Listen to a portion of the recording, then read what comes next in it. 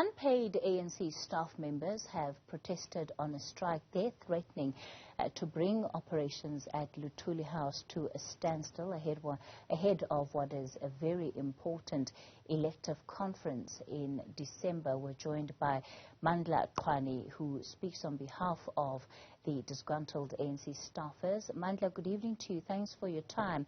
So it's been on and off, right, when it comes to whether or not you as employees of Luthuli House get paid. Give us the latest in as far as what the salaries that are outstanding and that are owed to you are.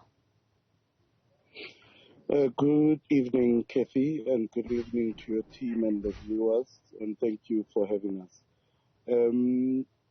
As it relates to the current status of the salaries, we are looking at a 3-month non-payment of salaries, but in different forms.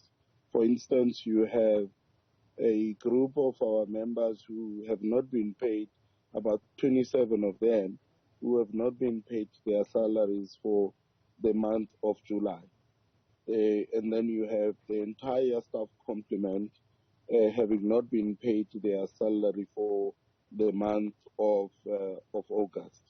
And we are worrisome of the fact that there is no indication that salaries for the month of September are going to be paid. We have always used the non-payment of the what you call the medical aid, or the suspension of the medical aid is always an indication that salaries are not going to be paid. Every time when the medical aid is not paid, we just know that salaries are not going to be paid. And we immediately make a follow-up on that, and then the confirmation would be, yes, there is no money, we couldn't pay medical aid, which means consequently we are not able to pay salaries. And that is the current situation as of until today. You as staffers of Luthuli House would perhaps know better than anyone the financial situation that the ANC finds itself in. The organization, different representatives, leaders of the organization have spoken out publicly about how they're struggling to make ends meet. So realistically, do you think that it's something that will be resolved soon? And if not, what happens to you as workers? Look, at it, we believe that this is one of the obstacles that the ANC, like any other formation or organization, is currently faced with. And the ANC is a resilient party.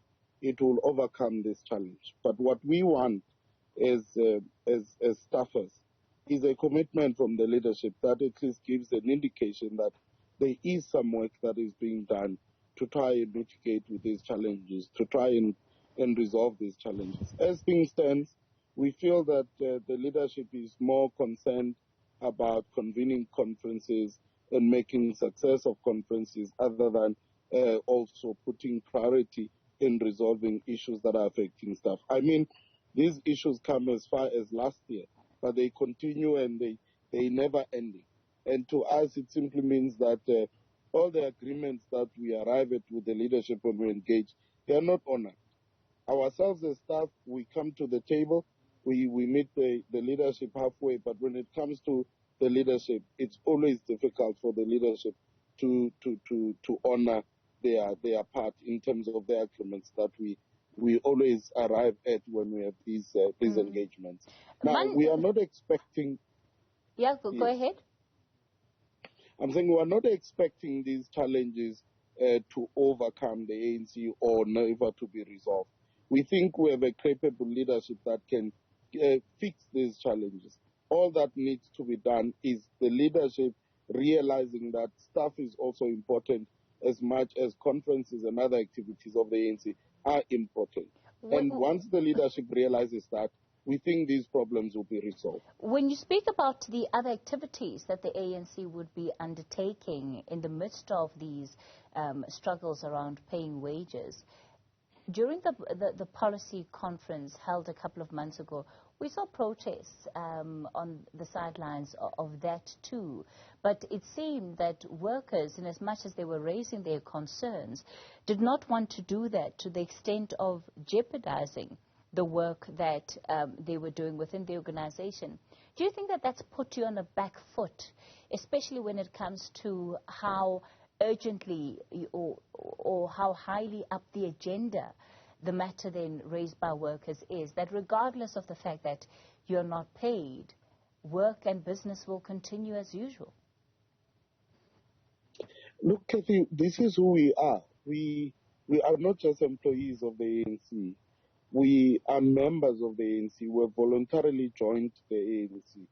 We are activists in the ANC. We are cadres, seasoned cadres of the movement. And at all times, when we deal with issues, we don't deal with them in a narrow employer to employee kind of approach. We always look at issues in a much broader way. And that on its own, the best interest of the organization. We have the best interest of our own, we have the best interest of the organization. And that is why you find a situation where, even when the employer doesn't pay, which is the ANC in this case, we still go to work. And we don't go to work because we find it exciting. We go to work because it is our conviction.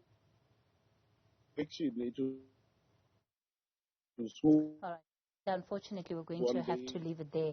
That line simply not holding up. Mandla Qwane, who is he's with the ANC, and he speaks on behalf of the disgruntled employees, some of which were protesting outside Luthuli House earlier on today.